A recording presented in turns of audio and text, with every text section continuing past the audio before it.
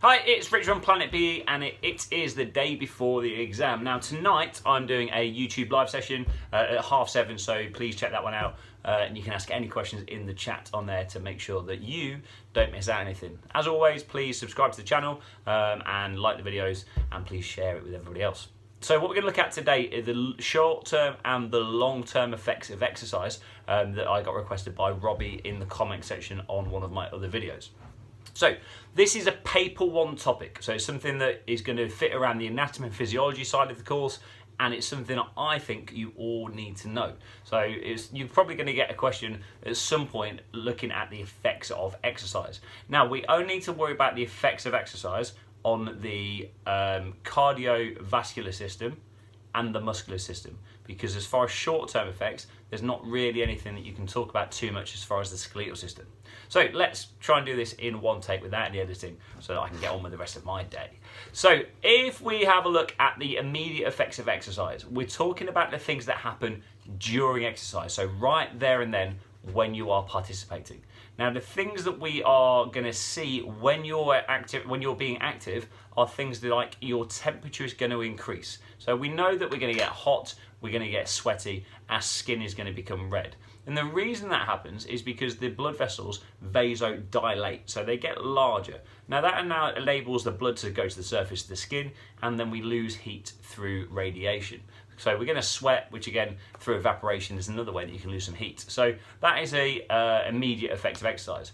We're also going to get those simple things that you knew about in year 7, such as an increased heart rate, your increased depth and frequency of breathing, and we're going to see that because of obviously the requirement that we have to try and deliver oxygen, and more importantly, to actually get rid of the waste products such as carbon dioxide. If we don't release those waste products, we're going to work anaerobically all the time, which means that actually we're not going to be able to work at a long enough period for most of the activities that we play in. The next effect that you need to understand is the short-term effects. So these are the ones that happen up to 36 hours after exercise. So they're happening there and then in the exercise session, but it's actually the things that happen slightly after. So we're going to get tired, we're going to fatigue. Now that might be because we've created things like lactic acid that have then slowed us down, that made the muscle feel tighter. So these are the things that are happening around about 24 to 36 hours after exercise. So you might be quite lightheaded after exercise. You might be quite nauseous after exercise. You're definitely going to feel things like an aching sensation. You might then get what we call DOMS, which is a delayed onset of muscle soreness. Okay? You might even experience cramp.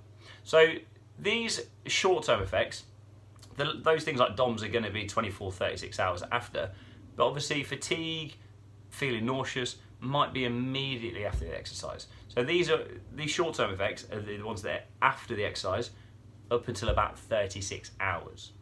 We've then got the long-term effects. So these are because of months and years of training. So these are the things that are happening because you have trained for long periods of time and sustained, not one-offs. So you might see that your body your body shape changes. So for instance, I might see that maybe I reduce my amount of fat, maybe I increase my amount of muscle. You know, it's those sort of signs that we might see.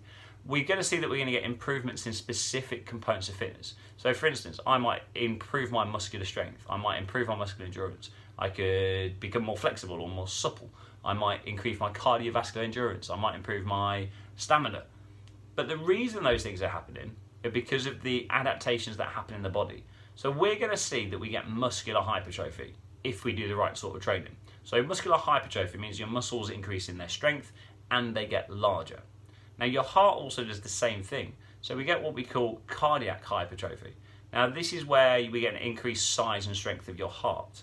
So the impact of that is that your heart becomes stronger, which means that every time it beats, it can move more blood, which is an increased stroke volume.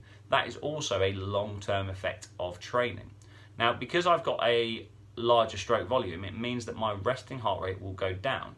And the reason for that is because it doesn't have to work as hard. If I've only got to move, let's say, this amount of blood every time my heart beats, if it does it, it goes round the body, I do it again. If my heart was less strong, it would go and then eventually go. Well, that's 2 beats rather than 1, so therefore obviously heart rate is affected. So resting heart rate goes down when you get fitter. Okay, so again, that is a long-term effect.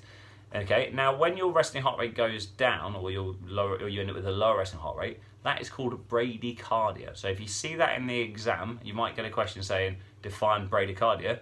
That is a lower resting heart rate. There you go, simple as that. So just very quickly, let's look at one other thing. So it says, students should be taught the components of fitness to understand the long-term effects of exercise. So think about which components of fitness are going to have the biggest effect on, obviously, increased strength and things like that along the way. So quick 5 minutes. Hopefully we'll see you tonight for the revision session. And thanks again for the invite to do the video, Robbie. Cheers, guys.